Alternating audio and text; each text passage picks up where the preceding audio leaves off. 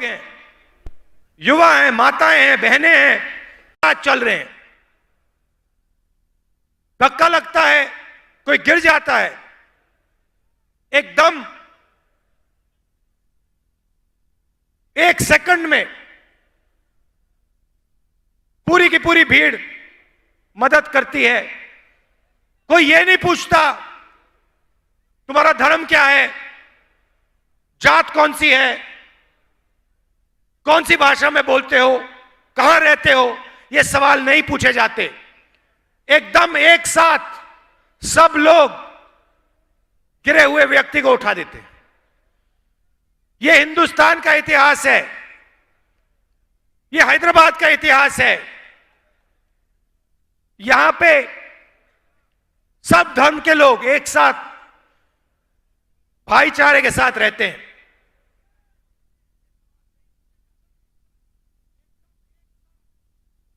यह आपकी सच्चाई है। 2-3 शिकायतें हैं। मैंने सोचा था कि देश में सबसे ज्यादा पोल्यूशन दिल्ली में है, पता लगा कि हैदराबाद नंबर एक नंबर पे है।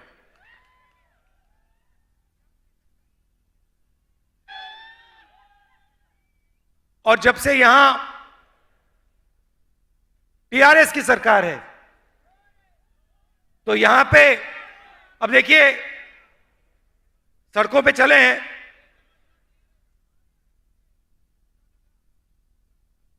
मगर सड़कें कम हैं, गड्ढे ज्यादा हैं। तो आपका जो इंफ्रास्ट्रक्चर है, जो होना चाहिए, वो नहीं है। खारगे जी ने कहा कि पार्लियामेंट में जब भी बीजेपी कोई बिल लाती है, उन्होंने 3 किसान, काले किसान वाले कानूनों की बात की, मगर जब भी लोकसभा में, राज्यसभा में बिल आता है,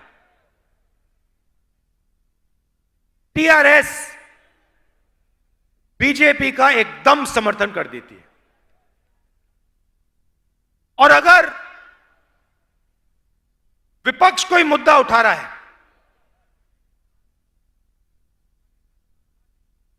ध्यान बांटने के लिए एकदम टीआरएस के लोग कोई और मुद्दा उठाना शुरू कर देते हैं। भाइयों और बहनों, बीजेपी और टीआरएस एक साथ काम करते हैं। गलतफहमी में मत आइए। ये चुनाव से पहले ड्रामा करते हैं आपके चीफ मिनिस्टर,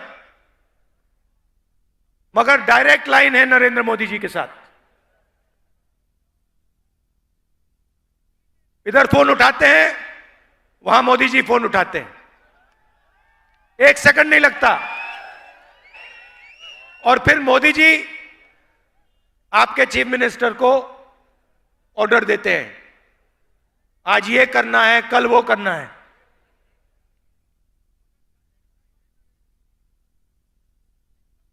मैं अब महीनों से चल रहा हूं तेलंगाना में। कितने 7-8 दिन हो गए, 7 दिन हो गए। किसानों से मिल रहा हूं, मजदूरों से बात हो रही है, युवाओं से बात हो रही है। 7-8 घंटे चलते हैं। 6 बजे शुरू करते हैं और जैसे अभी आपने देखा 7 बज जाते हैं। पूरा दिन हम तेलंगाना के लोगों की आवाज सुनते हैं। हम कुछ कहते नहीं, भाषण नहीं देते। कांग्रेस के सब नेता एक साथ जनता की आवाज सुनते, दिन भर सुनते हैं। और 6-7 घंटे बाद हम 15-20 मिनट अपनी बात रखते हैं। किसानों से बात करो, सीधा किसान, तेलंगाना का किसान आपको कहता है, हमें कहता है कि किसान कितना भी काम कर ले, खेत में से उसको प्रॉफिट नहीं मिल सकता। यह सच्चाई है। 24 घंटा काम कर ले,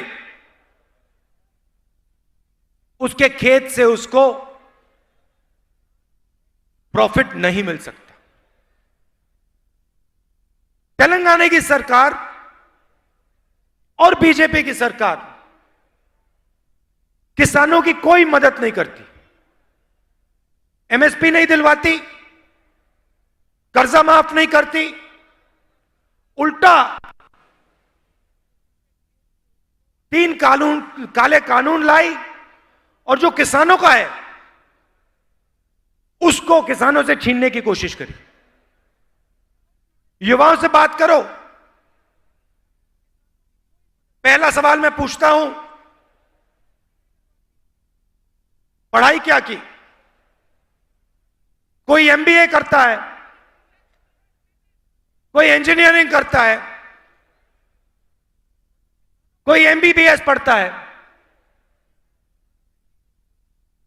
और फिर पूछो, अच्छा रोजगार मिला या रोजगार मिलने जा रहा है? सबके सब कहते हैं नहीं, रोजगार नहीं मिल सकता। तेलंगाना में, हिंदुस्तान में रोजगार नहीं मिल सकता। इंजीनियर से बात करो, कहते हैं, उनसे पूछो भैया करते क्या हो? तुमने इंजीनियरिंग डिग्री की, मैकेनिकल इंजीनियरिंग की, सॉफ्टवेयर इंजीनियरिंग की, सिविल इंजीनियरिंग की, करते क्या हो?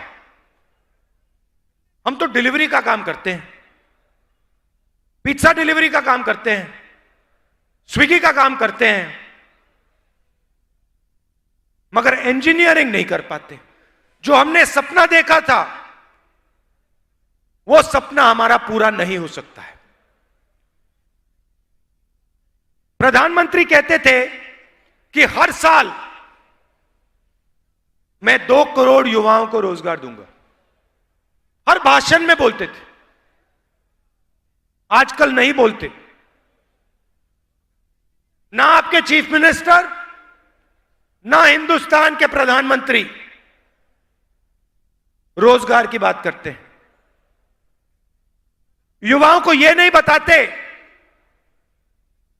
कि हमने रोजगार का जो सिस्टम था उसकी रीढ़ की हड्डी तोड़ दी। भाई और बहनों, देश को रोजगार देता कौन है? देश को रोजगार छोटा व्यापारी, किसान, जो स्मॉल और मीडियम बिजनेस चलाते हैं, वो रोजगार देते हैं। नरेंद्र मोदी जी ने नोटबंदी करके, गलत जीएसटी लागू करके और कोविड के समय जो इनकी मदद नहीं की, इन 3 चीजों के कारण जो स्मॉल और मीडियम बिजनेसेस हैं, छोटे व्यापारी हैं, दुकानदार हैं, इन सब की रीढ़ की हड्डी बिजनेस खत्म हो गया है। ये रोजगार नहीं दे पाते हैं। सरकार चुने हुए लोगों के लिए काम करती है। दिल्ली में नरेंद्र मोदी जी के 2-3 मित्र हैं, नाम आप जानते हो।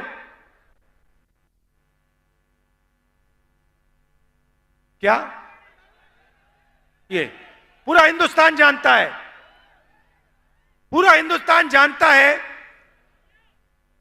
कि इनके जो मित्र हैं, मैं तो हैरान हो गया। आज सुबह मैंने रेवंत जी से पूछा, ये अभी तक हैदराबाद का एयरपोर्ट है, ये उनके हवाले कैसे नहीं हुआ? अब देखना, देख लेना, थोड़ी देर बाद ये उसको उठा के ले जाएंगे। हिंदुस्तान के पोर्ट्स, सड़कें, एयरपोर्ट,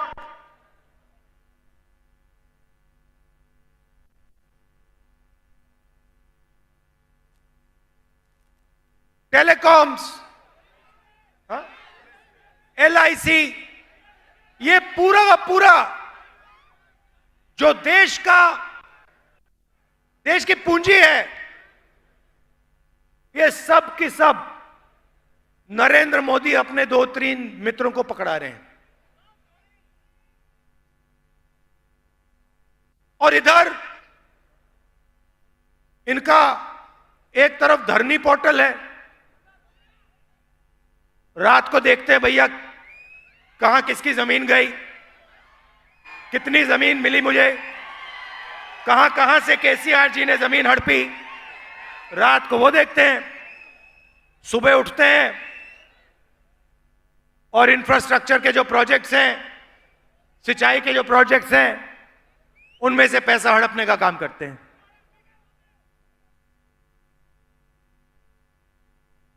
और आप लोग एक तरफ बेरोजगारी, दूसरी तरफ महंगाई। अच्छा भैया, नरेंद्र मोदी जी कहते थे सिलेंडर बहुत महंगा हो गया है, 400 रुपए का हो गया है, याद है आपको? 400 रुपए का हो गया। अच्छा भाइयों बहनों, सिलेंडर कितने का है आजकल? अब प्रधानमंत्री जी इसके बारे में क्यों नहीं बोलते? उस टाइम कहते थे पेट्रोल का दाम 65 रुपए हो गया है। आज कितना हो गया पेट्रोल का दाम? एक शब्द नहीं बोलते। तो आप लोग, हिंदुस्तान के गरीब लोग, मिडिल क्लास के लोग, एक तरफ बेरोजगारी, दूसरी तरफ महंगाई, इन दोनों के बीच में आप पिस जाते हो, दब जाते हो। और पूरा का पूरा फायदा 2-3 उद्योगपतियों को मिलता है। वो जो भी सपना देखना चाहते हैं देख सकते हैं। उनको एयरपोर्ट चाहिए, पोर्ट चाहिए, जमीन चाहिए, एक सेकंड में उनको मिल सकती है। मगर अगर एक छोटा व्यापारी अपना बिजनेस चलाना चाहे, अगर एक दुकानदार लोन लेना चाहे,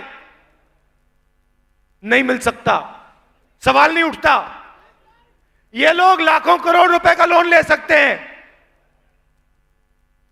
किसान लेता है, लोन लेता है, 50,000 रुपए का, लाख रुपए का लोन लेता है, वापस नहीं दे पाता है, एकदम उसको कहते हैं डिफॉल्टर हो, जेल के अंदर कर देते हैं, डंडे मारते हैं, लाठी मारते हैं, जेल के अंदर कर देते हैं। मगर अगर अरबपति लोन लेता है, वापस नहीं दे पाता, तो उसको डिफॉल्टर नहीं कहते, उसको कहते हैं ये तो नॉन परफॉर्मिंग एसेट है। तो 2 हिंदुस्तान बन रहे हैं, एक चुने हुए अरबपतियों का, जो भी करना चाहते कर सकते हैं, इनके लिए कोई कानून नहीं है, जो भी सपना ये देखना चाहते देख लेते हैं, पूरा कर देते हैं। और दूसरा हिंदुस्तान गरीबों का, किसानों का, मजदूरों का, मिडिल क्लास का, छोटे व्यापारियों का, स्मॉल और मीडियम बिजनेस चलाने वालों का, उसमें आपको कोई सपना नहीं दिख सकता। और अगर आपने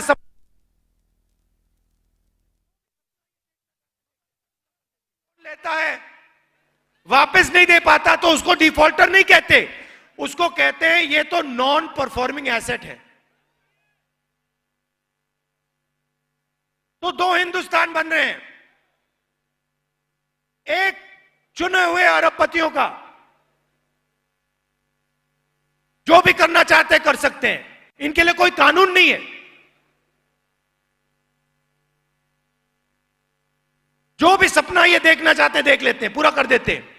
और दूसरा, हिंदुस्तान गरीबों का, किसानों का, मजदूरों का, मिडिल क्लास का, छोटे व्यापारियों का, स्मॉल और मीडियम बिजनेस चलाने वालों का, उसमें आपको कोई सपना नहीं दिख सकता। और अगर आपने सपना देखा, पूरा होने का सवाल ही नहीं। यह है हिंदुस्तान। इसीलिए हमने भारत जोड़ो यात्रा शुरू की। महंगाई के खिलाफ, बेरोजगारी के खिलाफ, और ये जो हिंसा फैला रहे हैं, नफरत फैला रहे हैं, इसके खिलाफ। आप देखिए, आज सुबह हम हैदराबाद में आए, 7 घंटे चले, लाखों लोग आए। आपने अपना पूरा प्यार, पूरी शक्ति यात्रा को दे दी।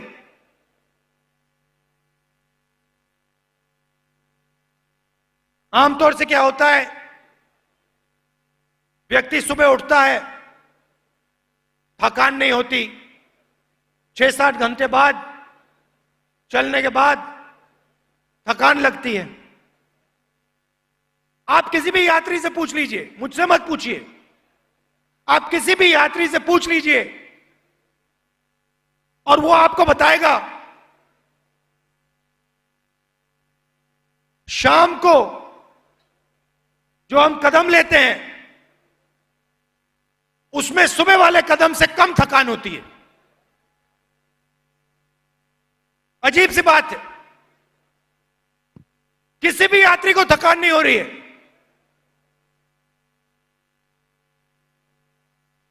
1300-1400 किलोमीटर चलनी है, किसी को थकान नहीं हो रही।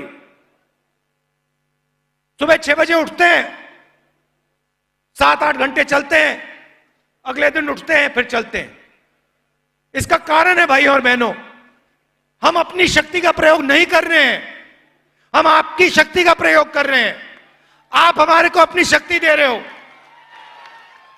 आप हमारे को अपना प्यार दे रहे हो, अपना भरोसा दे रहे हो। इसके लिए मैं आपको दिल से धन्यवाद करना चाहता हूं। और हैदराबाद जो इंफॉर्मेशन टेक्नोलॉजी का सेंटर है, जिसने पूरे देश का नाम रोशन किया है पूरी दुनिया में, हैदराबाद को मैं दिल से धन्यवाद करना चाहता हूं। और याद दिलाना चाहता हूं आपको कि अगर आप इंफॉर्मेशन टेक्नोलॉजी के सेंटर रहना चाहते हो, अगर आप आगे बढ़ना चाहते हो,